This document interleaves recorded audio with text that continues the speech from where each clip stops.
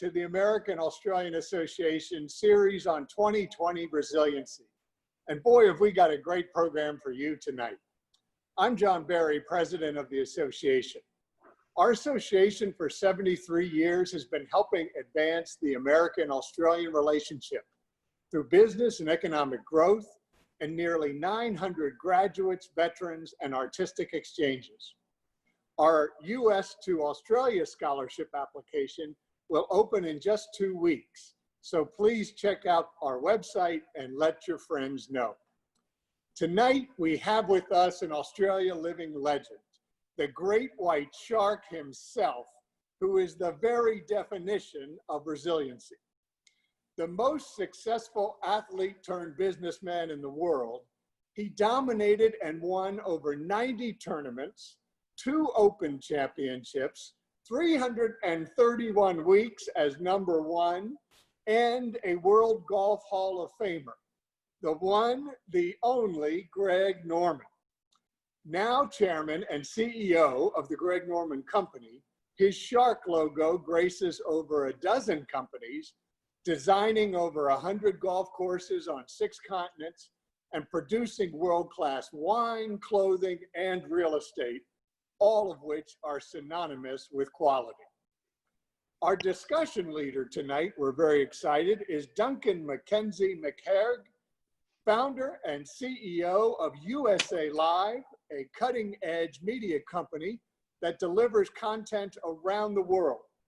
Duncan is a longtime great friend of the American-Australian Association, and he is renowned for presenting the most exciting events and people from the Super Bowl to Greg Norman tonight.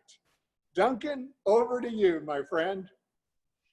Thank you very much for that, John. Always fantastic to see your friendly face. And if you're wondering where I am today, John, I'm actually right here in the heart of Hollywood. That is the Hollywood sign over my left shoulder. We're here inside the CNN building, our studios here on Sunset Boulevard. And I think you've absolutely just encaptured that introduction perfectly, John. So without further ado, it's now time to hand over to the man they call the Great White Shark. How are you, Mr. Greg Norman? I'm very well, Duncan. And John, thank you very much. It's great. It's a pleasure to be on here. And it's always been an honor to be associated with the American Australian Association. So to you guys, thank you for having me. And I'm looking forward to the next hour. Now, Greg, you are an international jet setter. Whereabouts in the world do we find you today? I am in my house in South Florida, a house that my wife and I have painstakingly undertaken an entire new build process for the last, I guess, close to 2.5 years. It's been a 3-year project. We inherited the GC role about 9 months ago, 10 months ago. So we've been tearing our hairs out, trying to be a general contractor for all the powers to be. And but at the end of the day, we're really proud of what we've done. And we just literally moved in about a week ago, and we're just going through the laborious task of punch list and just making sure everything works.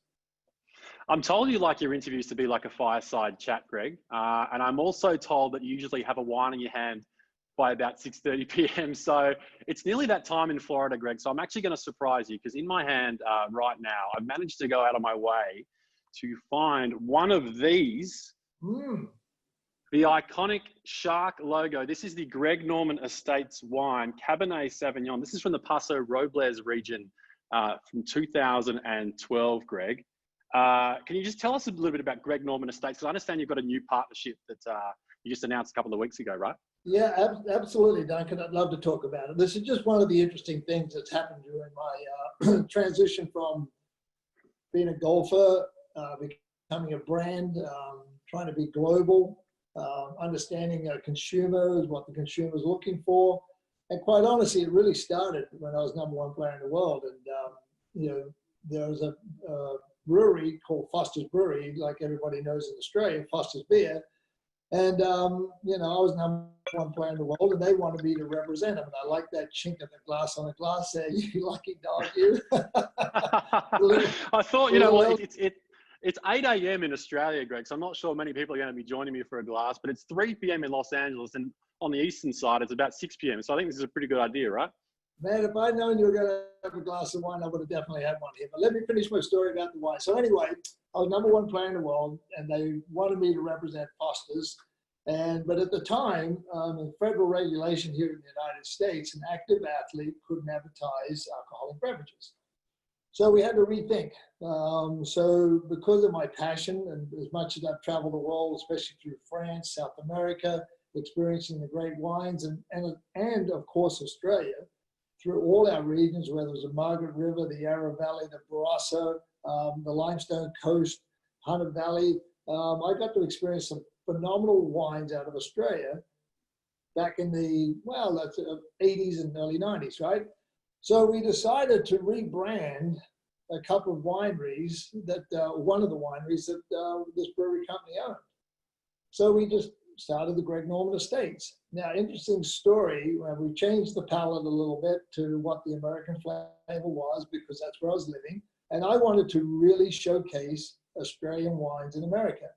So much so that when we did our first year, we budgeted, I think it was like 19,000 cases, something like that. We did 108,000 cases, Wow. 108,000 cases out of Australia.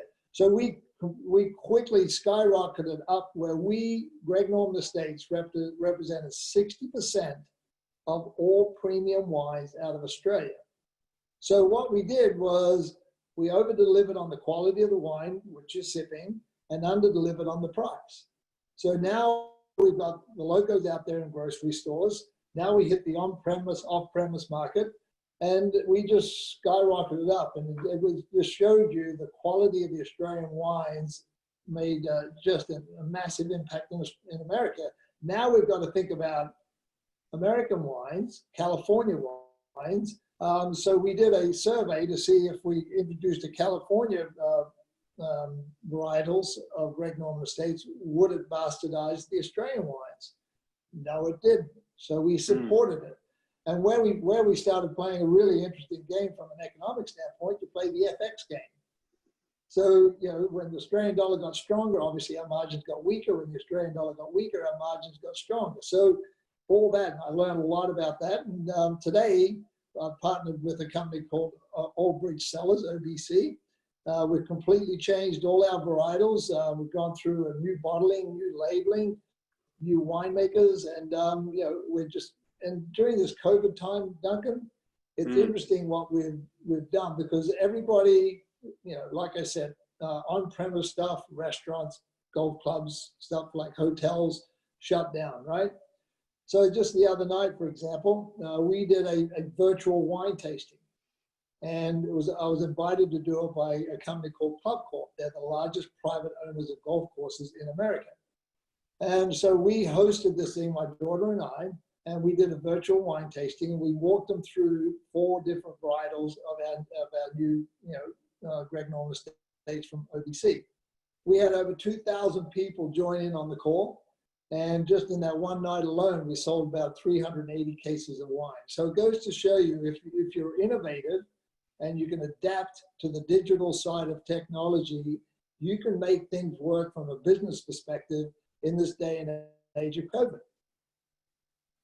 Well, there you go. And I just want to say that this particular logo, Greg, it is so iconic now. It is probably one of the most recognizable logos in all of sports and the whole sort of sports industry. I know you're a global brand now, but I would say it's definitely up there, this shark logo, with being one of the most iconic in the world, with the Nike swoosh, with the Air Jordan Leap, and those sort of things.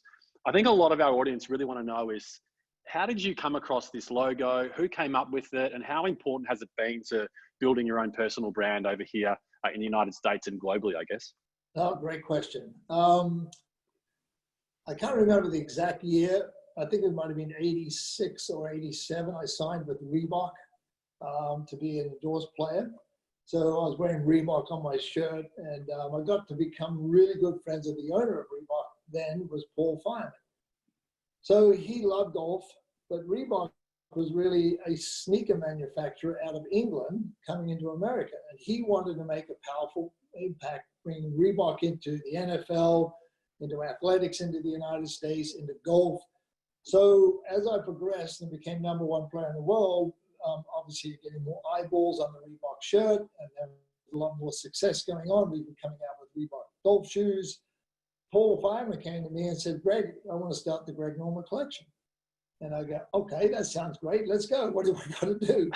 And he gave me an education on how to start a brand, how to start marketing around that brand, how to build a business plan around that brand, how to understand distribution, how to understand what the consumer is looking for and what they want and don't want, specifically don't want. And then we just started working together. So Greg Norman Collections started by Paul Fireman wanting to do it. So great thought, but we needed a logo. So we collaborated with the people within Reebok, and that's how the Shark logo came about. Now, when we had to register the Shark logo, it became a little bit of a conflict with another company out of Italy called Paul and Shark. Paul and Shark is a monochromatic, and so part of the deal we did, we acquired the rights for parts of the world away from Paul and Shark. They kept certain areas like Italy and Spain. I can't remember, this is a long, long time ago, about 3 or 4 different countries around the world. We got the rest, as long as we weren't monochromatic, and long as the shark was swimming in the opposite direction. So that's how we did the deal with Paul and Shark. That's how the Shark logo evolved. And then, and then it's just both using the same space. And we're in the golf space, right? And they're in the softwood space, which we were in, quite honestly, polo shirts and button downs to some degree. And so you just work your way through it. So it was another interesting lesson I learned about, when you go to do trademarks, you're going to run into some hurdles. And to get over some of those hurdles, you need to write a check. And so Reebok were willing to do that. We got over those hurdles. And Greg Norman Collection got off to a skyrocket start because of distribution. Reebok had a tremendous distribution chain.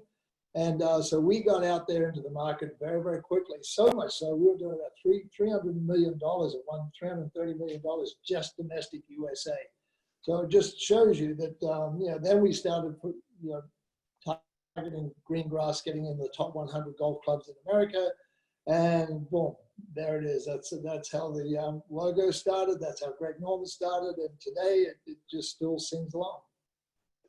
Greg, you've lived one of the most extraordinary lives that I've ever read about. And there's a number of sayings that you live by. Attack life, do it now, do it proper, disrupt or be disrupted. If you're just joining us on this webinar, as well as the Greg Norman Estates brand that I've got in my hand now, these are the businesses that Greg has set up and got flourishing. I know John spoke about these off the top, but the Greg Norman Collection, Greg Norman Golf Course Design, Greg Norman Australian Grill, Greg Norman Australian Prime, Greg Norman Signature Wagyu Beef Jerky, the Great White Shark Opportunity Fund, Greg Norman Developments, Greg Norman Design Group. Let's say that's more the work of your beautiful wife, Kirsten Greg. Greg Norman CBD, the Shark Experience presented by Verizon, and the Shark Wake Park. I was going to ask you, Greg, what your typical day looks like, but I'm guessing they're all different. But I think what I really want to ask you, and I think a lot of our audience will be very interested in, is a lot of successful people have a set morning routine because your day must look, each and every day must look so different. What does your morning routine look like, and what time do you get up in the morning? Well, that depends on what's happening that day. For example, most days I will get up around about 5-ish, 5:30-ish, sometimes 4:30, sometimes 5:45.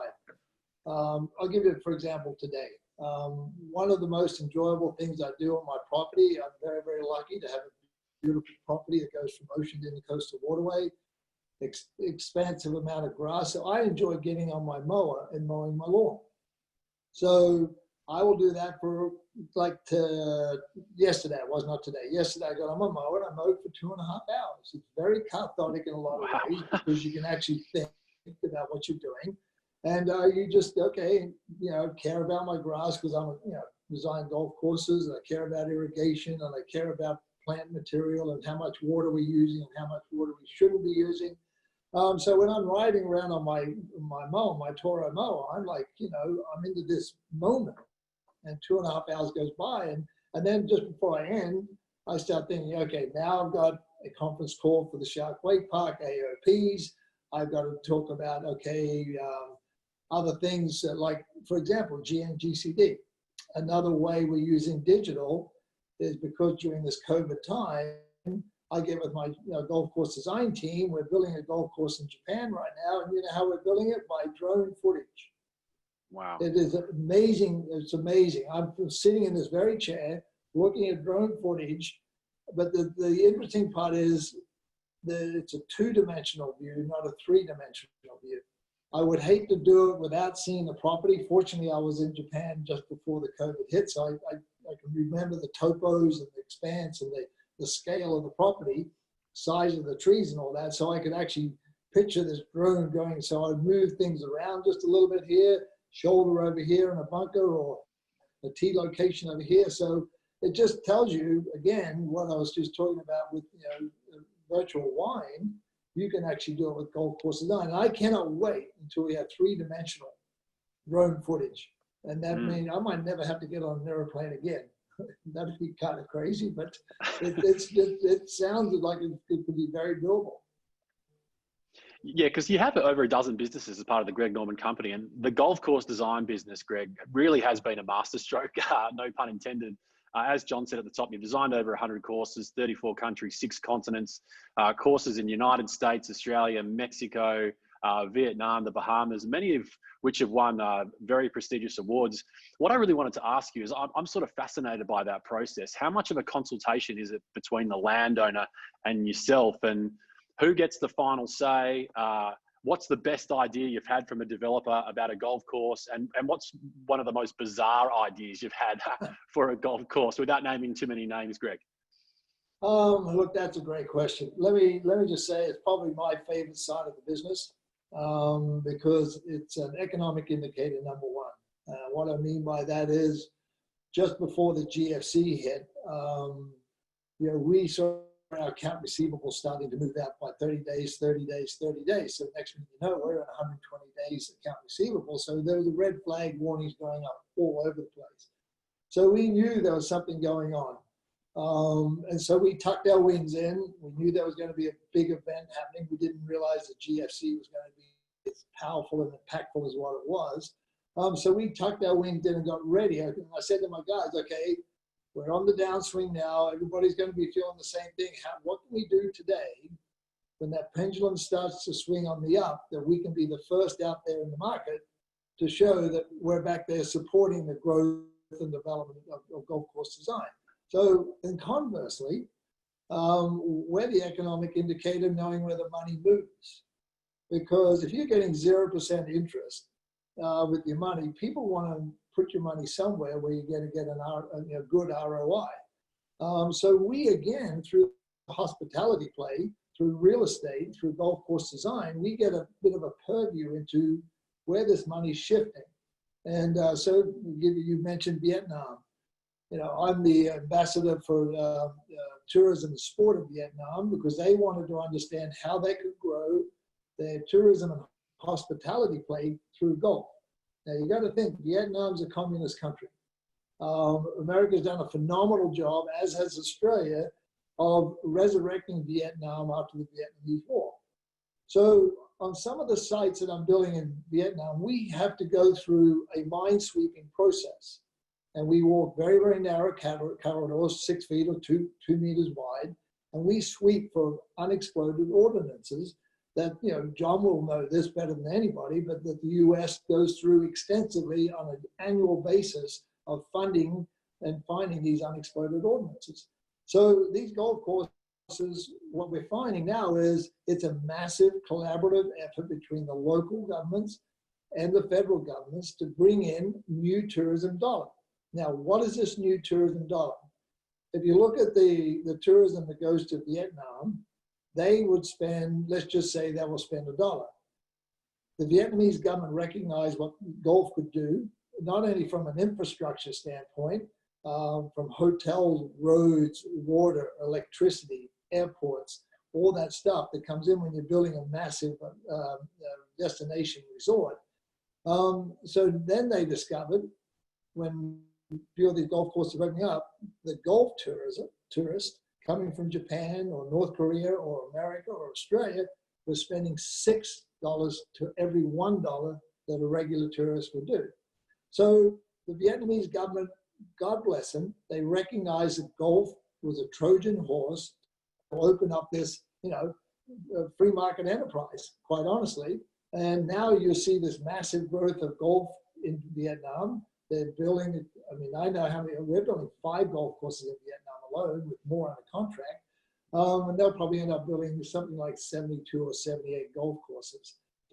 And there's 100 million people in Vietnam, 0 unemployment and 0 crime. It's a happy country, right?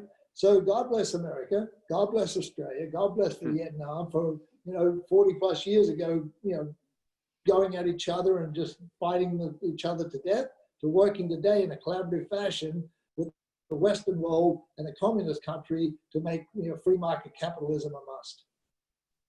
If you're just joining us, this is the American Australian Association conversation between the great Greg Norman and myself, Duncan McKenzie-McHarg. It's entitled Business Resilience, and we're talking a lot about the Greg Norman Company and in terms of the challenges going forward in the COVID world. And as much as I'd love to talk to you about your playing career, Greg, let's keep on the topic of business resilience, because you've the coronavirus, Greg, it started to become a huge threat here in the United States in around about March. Nobody saw it coming, and many tuning in have had their personal businesses affected by it. As already mentioned at the top, you have a very diverse portfolio. So what I really want to know is, when did you see it on the horizon? What did you do in terms of adapting? And how did the company prepare? And what's it doing going forward? Because at the moment, there's no real finish line for COVID-19. No, that's very true, and it's sad. It's when you look at it in a holistic point of view, nobody needs to be pointing fingers at how it came to be, how it spread. But at the end of the day, nobody has experience. Nobody on this planet has knowledge or experience how to deal with something like this, right? So from a business perspective, to answer your question, let's just take my restaurant business for one. We had to lay off 61 people. We had to adhere to the codes of the state governments. And we had to make this massive adjustment, a very quick adjustment.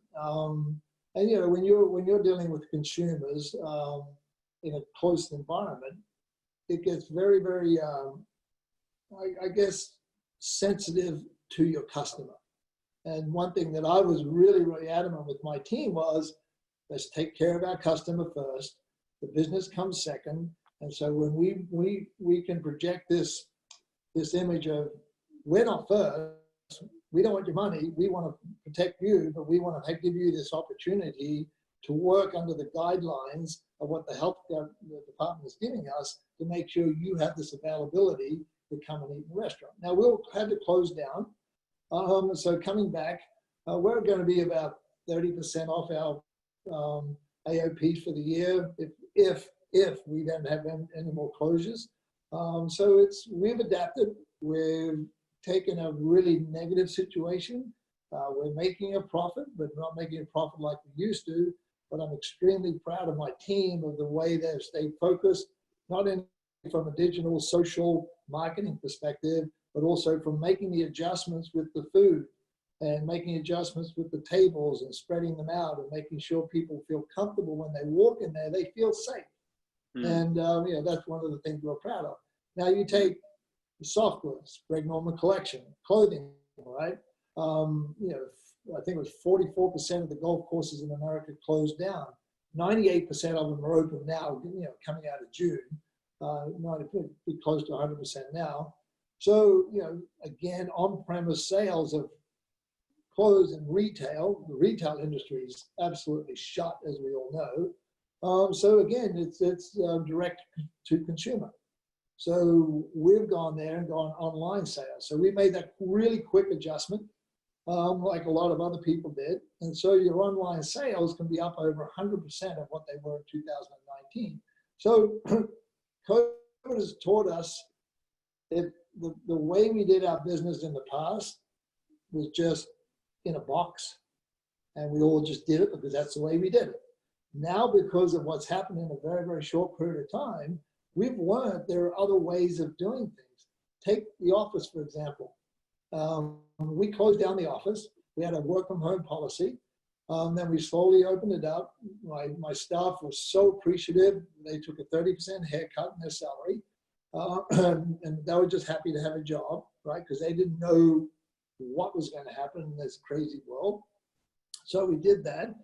And now we're finding that, like a lot of companies, coming out of COVID, a lot of people enjoy working at home. They focus more, there's a lot more productivity, they feel safe in their environment.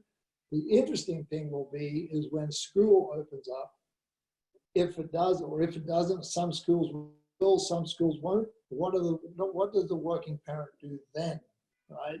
So we got to take that into consideration as well too. So the adaptability of the whole thing. One of my brands that's really been hit hard is the Greg Norman Wagyu beef. Because of restaurants being closed down, hotels closed down, the whole that side of retail and the restaurant space is shut down. So we're the #1 importer of Australian Wagyu beef into the United States. So it's got hit pretty hard. So but it'll come back. Our distribution chain again is looking at online sales, but selling Wagyu beef online is a little bit different than selling it wholesale to the retail market. Well, speaking of industries that have been really hit hard, one of the industries that's been hit the hardest has been the sports industry. And as we've seen, seasons have been postponed, some have been cancelled. The NBA has restarted inside a bubble in Florida with no fans. Major League Baseball's been really affected, Greg. The entire college football season could be cancelled as well. So do you see the future of sport being impacted by this long term? Oh, big time. The 4 things are getting really impacted. Now, I can speak very more in tune with what's happening in the golf industry, but the 4 things, right? You got to worry about media rights. You got to worry about ticket sales. You got to worry about merchandising, and you got to worry about corporate sponsorship. So those 4 things, you've got to look into the future.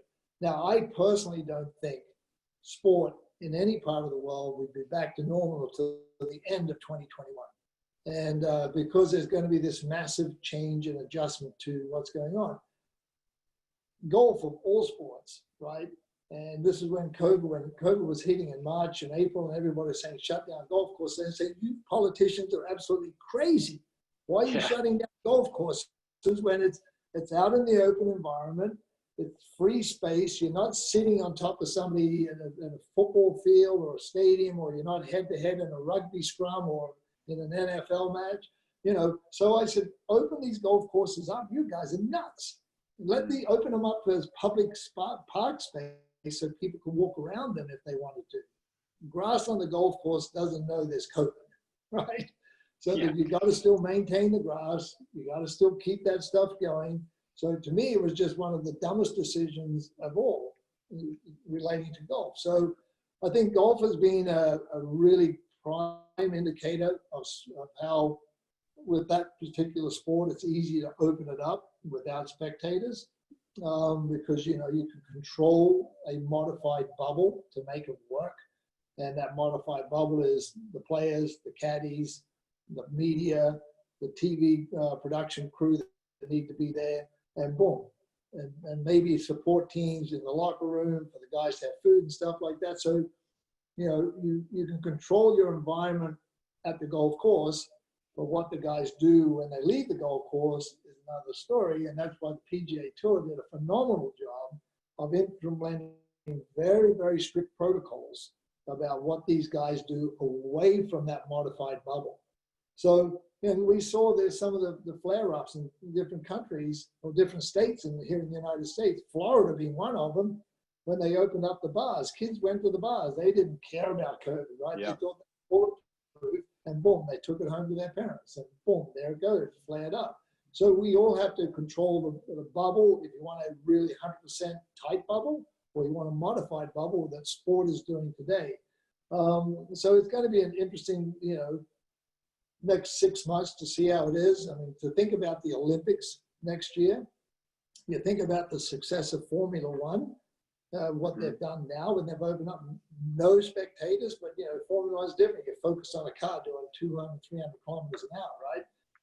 So you can actually get away with it. So from a sponsorship media rights deal, you can do it. But the Olympics, interesting. Looking into the Olympics next year, fans, no fans. Again, it's all about that media rights. So At the end of the day, when you start looking into the future, you start seeing, okay, can you keep 40 to 80% of your revenue from all those four things intact? Then you might have a chance of, looking out into the future with success. If you're wondering what I'm sipping on, this is the Greg Norman Estates Cabernet Sauvignon from Passe Robles, the 2012 version. If you're just joining us here on this webinar, I'm not just having a wine, but it's so good. I'm going to have my second glass of wine here with you, Greg. My next question was going to be about the PGA Tour, but you sort of answered that. But what I want to ask you now is more broadly, what's the game of golf going to look like in 10 years' time in the year 2030, Greg? In what way? With the COVID outfall, or with technology, or with the young players today with their fitness, like Bryson DeChambeau bulking himself up to look like Hulk Hogan? In what way? Yeah, I know. He's almost like the mad scientist who's getting it right, isn't he? I mean, he's just driving the ball like a madman at the moment. I guess more broadly speaking, like I guess more from a spectator, a fan perspective, when we're tuning in on a Sunday and watching, the incredible final round Sunday, how's that going to be different in 2030 when it is in 2020, I guess? Look, I think it'll go back to normal. I think the spectators will be there. The players are always going to be the players. There'll be a new, in 2030, right? You look at when you look at golf at the highest level, going back into the Ben Hogan days, into the Jack Nicklaus days, Arnold Palmer days, into my era, Seti's era, into the era of the Tiger and the era today. We go through like a 15 to 17 year cycle. So once you're in that bubble, you're in there. So you capitalize on it as much as you possibly can. And the more you can stay in that bubble, the better and more successful you are. As you get to the end of that bubble, now you got this new wave of young kids coming in. So now all of a sudden you're getting pushed out a little bit more and more. You're not the intimidator. It's not the 15th club in the bag anymore, because walking to the first tee being an intimidator was a wonderful feeling, right? So now all of a sudden you're getting pushed out. Now you've got to realize, okay, now what's my next step? So I think golf is always going to be in a great place, because our ethics and our morals and our right compass of protecting the game is in the right place, because every player respects it highly. I think our institutions do a great job. I think, but conversely, I think our institutions need to really start clamping down on technology, especially the golf ball and what these drivers are doing with how far these guys are hitting it, because it's very difficult to build golf courses for these guys to go play, especially 20 or 30 of them, hit it out 340, 350 yards or 310 meters, 320 meters, right? It makes it very difficult to build golf courses on a fair and balanced playing field for guys who hit it 290, 300 yards, which is kind of like the average out there. So, you've got to make it fair for all. So the only way that can be done is the institutions take a look. They've been looking at it for 30 years, since 1996, right? Well, a little bit less than 30 years, but they're going to make a decision pretty soon here, because from an economic standpoint, building these golf courses and maintaining these golf courses and then hosting these golf tournaments is not cheap. And so they've got to start thinking about the generation you're talking about in 2030, giving them a cheaper accessibility to the game of golf to continue to grow it. We saw the 102nd PGA Championship played over the weekend. We had a first-time major winner. Jason Day was in contention, wasn't he, Greg? Finishing in a tie for fourth, all the way on that back nine. He was looking fantastic. It was just a little eerie, though, wasn't it, with no fans for the week? You've got your own PGA Tour event in Naples, Florida, the QBE Shootout. Just had some breaking news over the last couple of hours, Greg, to confirm that Augusta National won't be hosting fans for the Masters in November. It's strange, isn't it? Because we're going to have the Augusta, we're going to be having the Masters played in November with no fans. Does that make that an entirely different golf tournament now in your eyes? Just a 180-degree change. It really is. No, I think there's certain players who would enjoy it because, they're not as intimidated by the roar for a named player. I can go through the list of named players, right? So the unique thing about Augusta National is the echo of the roar through Amen Corner. It permeates all the way through across to the the 5th and the 6th and the 7th and the 8th and all that stuff. So if you're playing the early part of your round and somebody's going down 12, 13, 14, and they're making birdie, eagle, birdie, it's coming at you hard, and you're only on the 8th hole or the 7th hole, and you're going, oh my God, who's doing what? So you can get this distraction very, very quickly. And conversely, if it's you, you've got the crowd on your side, and that energy is going with you the whole way through that back nine. So I think some players are going to hate it, and I think some players are going to love it. But I think Augusta National made the right move. The game of golf, Greg, has allowed you to meet some of the most extraordinary people in the world. I mean, you now have a direct line to CEOs of some of the biggest companies in the world, prime ministers, in fact, US presidents. And you've got some great stories and some pretty painful stories with the great Bill Clinton. Can you just tell us a little bit about those and just share them with our audience here at the American Australian Association? Yeah, I've been very, very fortunate. Thanks, Duncan. It's very humbling in a lot of ways, right? You mentioned President Clinton. Today, even to this day, we're still friends. We speak occasionally.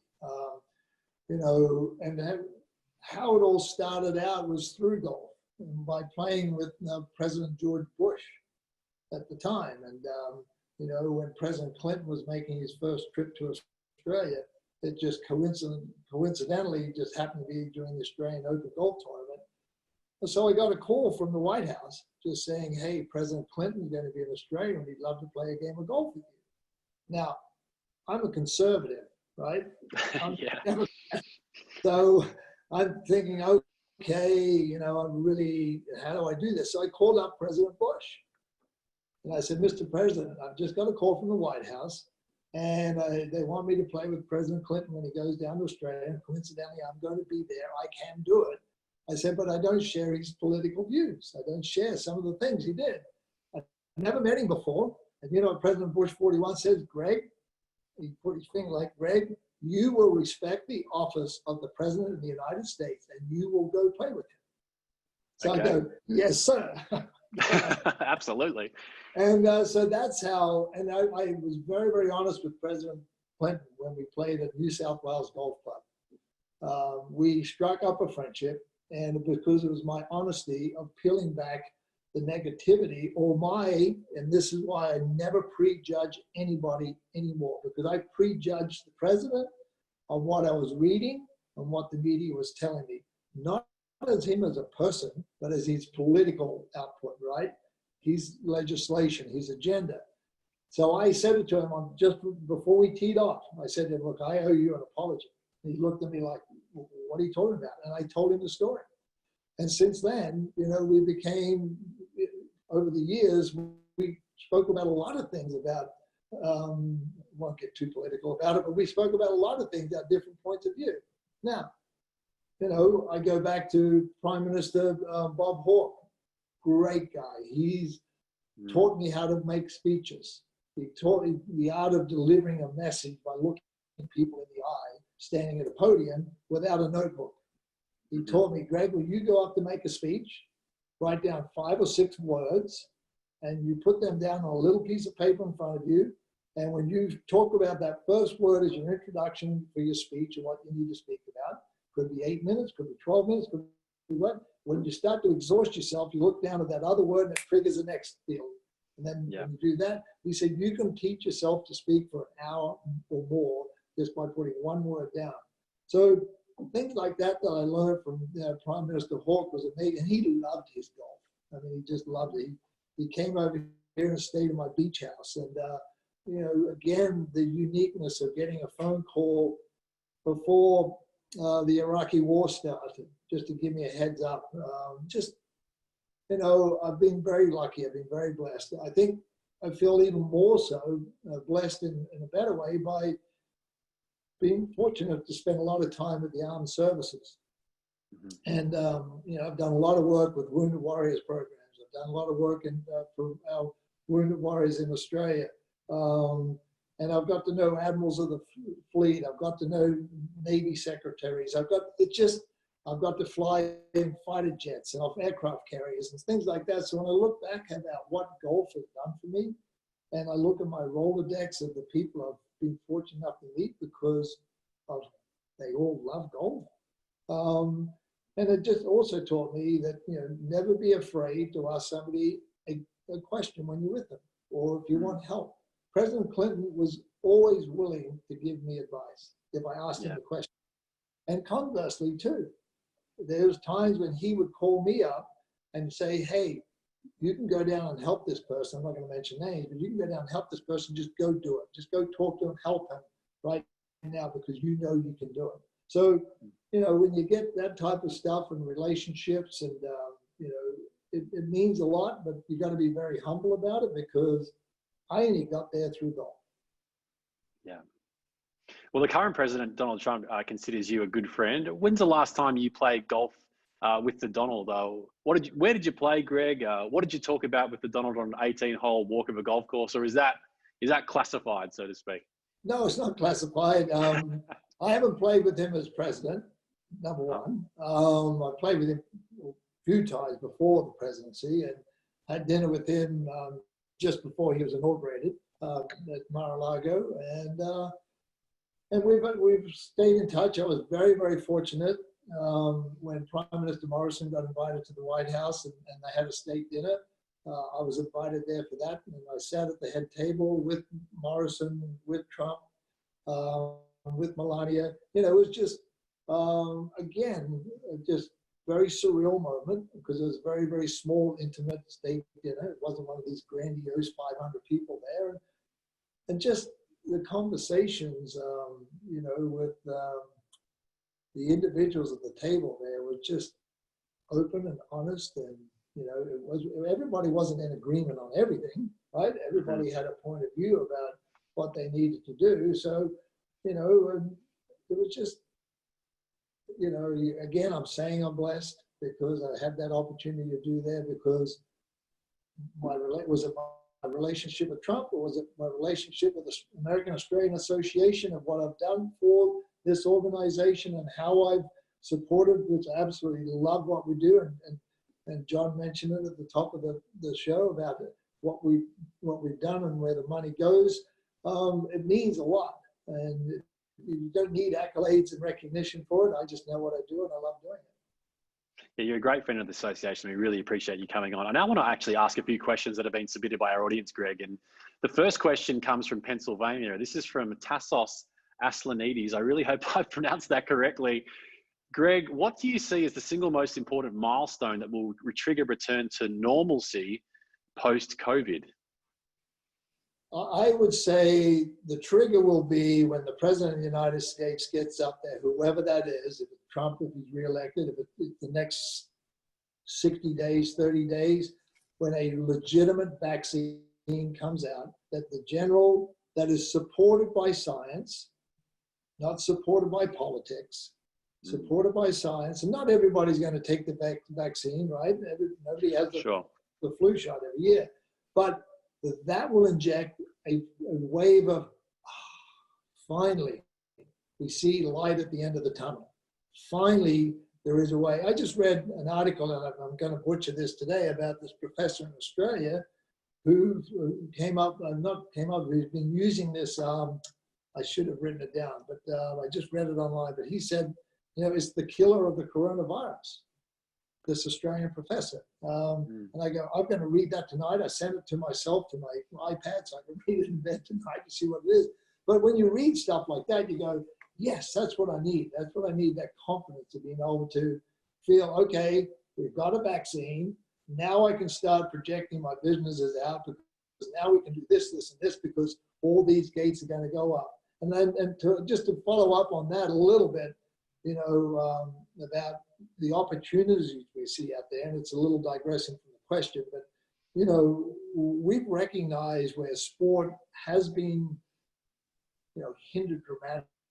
So there's a fund out there called the 220 Fund, and we're involved with it. And what we've done is it's a debt fund, a $500 million debt fund for these clubs and these leagues who need liquidity. And this is not just in the United States, it's all around the world. And so when you talk about liquidity for these small businesses, whether they're a football club or a cricket club or soccer club or wherever it is anywhere in the world, if you can give them a little bit of breather, just like a vaccine, you know, a liquidity event for them is a vaccine, right? It carries them through to the next thing. So, you know, I'm proud of that fact that we're actually opening the doors for many small businesses, small clubs, small leagues that feel like they're going to have an opportunity. And the next question comes from New York. This is from Nick Peacock Smith, Greg. Nick asks, I like this one. What player on the PGA Tour reminds you of yourself, and who do you enjoy watching most? I actually enjoy watching Bryson DeChambeau. I really do. Interesting. I got to know him. I highly recommended him to Cobra Puma, to sign him. I worked very hard to get him to come on board to our company, Cobra, because there's something interesting about this kid. You've either got to be super, super smart to play this game or super, super dumb. One or the other. There's no middle ground, right? If you're in the middle, you're just a journeyman. And, you know, Bryson has taken it to the next level, right? He's very cerebral. He's very aware of what physics and what science can do. Does it make a big difference? Has his scoring average gone down dramatically? No. But in Bryson's mind now, he has put himself in a position through technology, through science, to give him a long-term look into the future about what he can do. And I think that is fantastic. Instead of just going week by week, coach by coach, doing this, doing that, he brings it all together and puts it. So I enjoy watching him a lot. This next one comes from Australia, Greg, at my home state of Victoria. This is from Charlie Sutherland. Greg, what is the best business decision that you've made? My best business decision.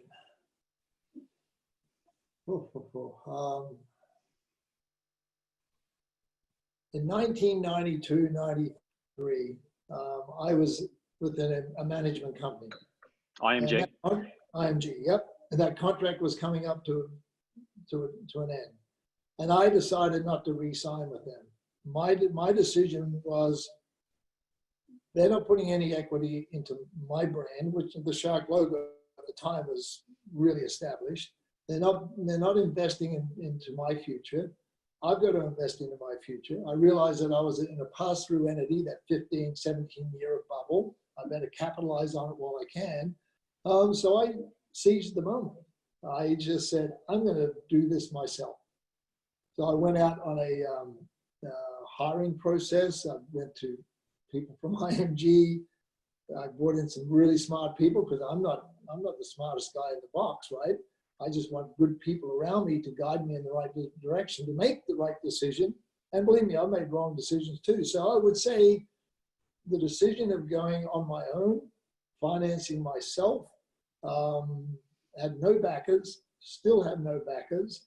I just wish today that some institutional money would follow us around the world, because the opportunities that we see through Greg Norman Golf Course Design, through infrastructure, FDI, foreign direct investment, because we work with different governments all around the world, you know, if that money was following me, that's money just going in as like a PPP, private-public partnership with government. So, you know, sometimes, anyway, I don't want to get into that too deep, but stuff like that we see, and so it would be the decision of going out on my own.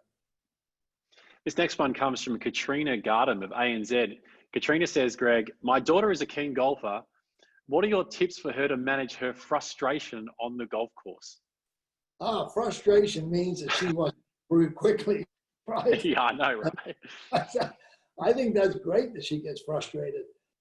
Just manage your expectations, right? Rome was never built in a day. Golf is not a game you can pick up overnight and just think you can play. Take one good shot and make it two the next day. Take a bad shot and eliminate it so you don't play it the next day, right? So it's just little tiny baby steps. When we're on the driving range and we're working on something, we work on one thing at a time. We don't work on multiple things. So you can't just take 5 or 6 different ideas you're hearing about on Golf Channel, or your coach is trying to tell you, or your friends are trying to tell you, or your mom and dad are trying to tell you. You just take one thing that you want to focus on, work on that, and go to the next level. And then the next rung up the ladder, and then a little bit more, and a little bit more. And the better you become, the more frustrated you become. Yeah, right. No, right. You control it in a different fashion because the expectation out of yourself is now way up here, and you know you can do it. And when you don't do it, you want to figure out what the hell was that mental? Was that physical? Was there too much white noise in my life? What is it? So it's a roller coaster. You don't want to be up and down like this. You just want to be a little more flatlined.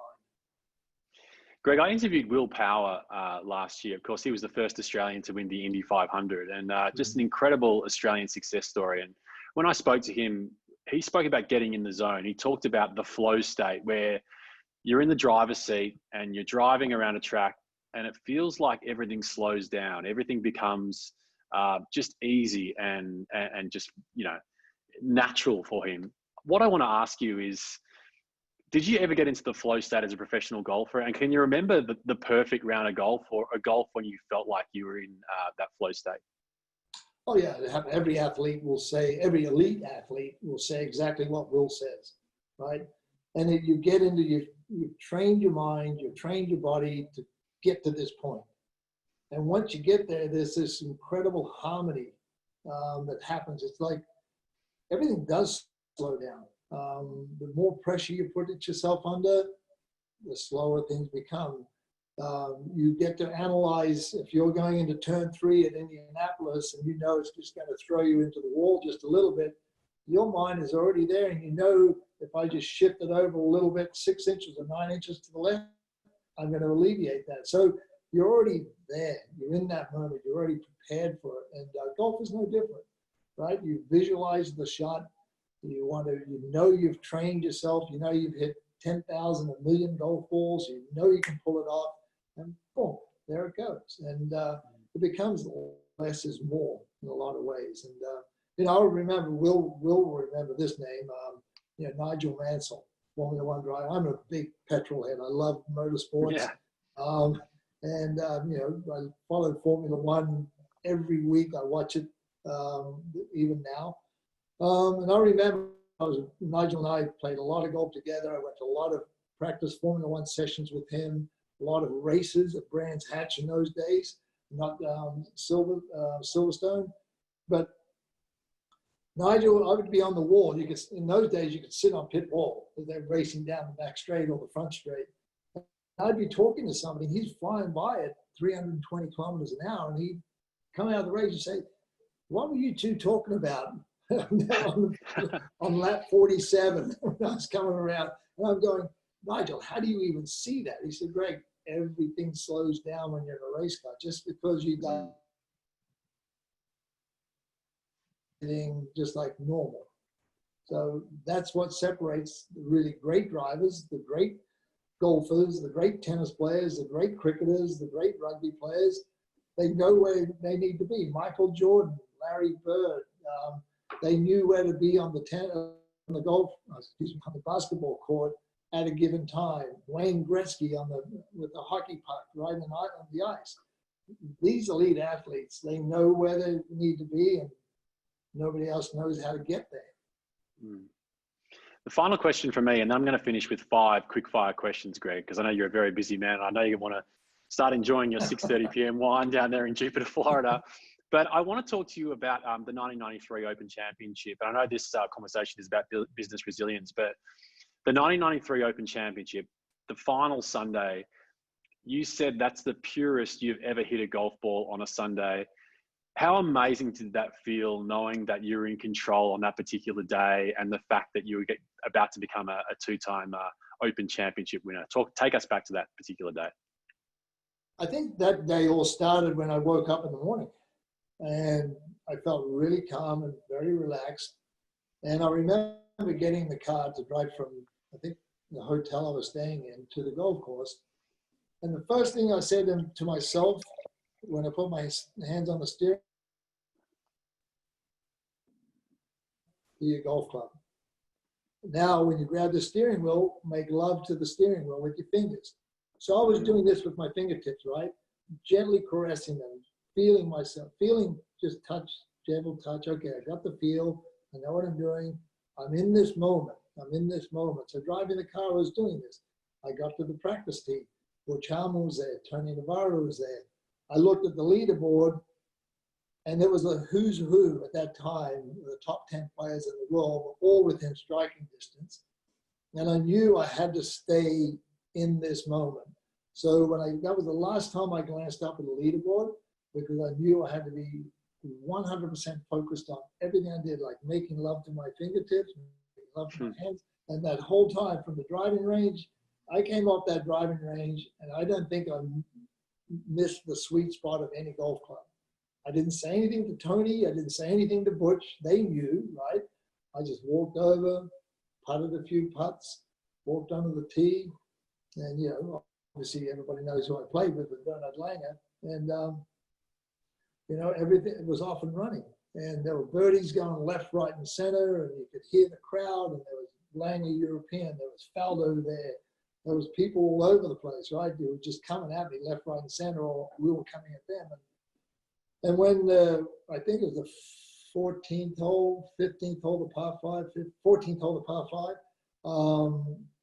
I think it's 14th, 15th, anyway, whatever it is, when Bernard hit it out of bounds, I never even saw him hit it out of bounds. I mean, I just was so focused, and the wind was hard out of the left, which is, you know, a 10 o'clock wind for a left-handed golfer with out of bounds right there is the wind you don't want to have. And when I hit that tee shot, when I was standing up to the tee shot, I just said to myself, repeat what you did on the driving range. Well, so there wasn't an out of bounds to me. There wasn't the severity and the tension and the pressure of the shot. I picked my target, which was miles in the distance. And I said, I want the ball to go right there. And boom, there it is. And once I hit that shot, hit it on the fairway, made 4 there, I knew it was going to be hard to beat. What a magical feeling. Quick fire 5 questions, Greg, and you can answer these questions in one word. Favorite golf course? Royal Melbourne. Favorite golf course you've designed? Oh, that's a killer. It's a loaded question, isn't it? It is. That all of them. Okay. The next Australian to win a golf major, Greg?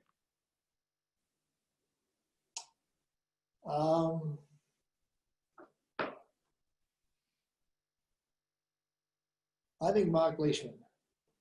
Good answer. Good answer. Are you more proud of what you achieved as Greg Norman, the player, or Greg Norman, the company?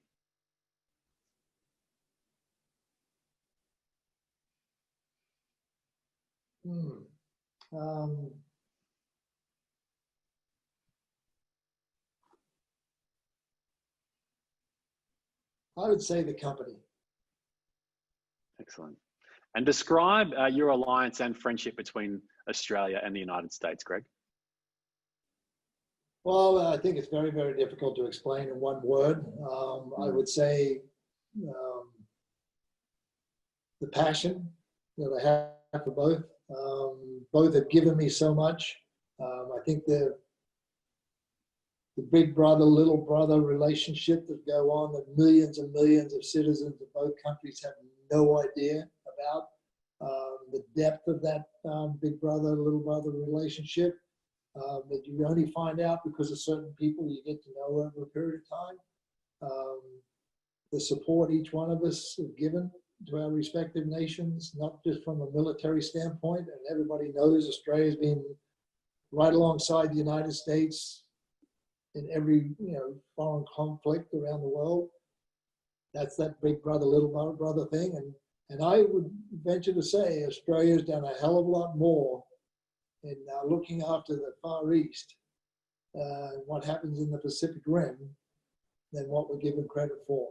And I think what Australia has just done recently is standing up to China in the South China Sea was a testament to what that little brother can do, flex his muscles, because you have to stand up, you have to believe in your rights, you have to defend, you know, what the God-given right of freedom is all about.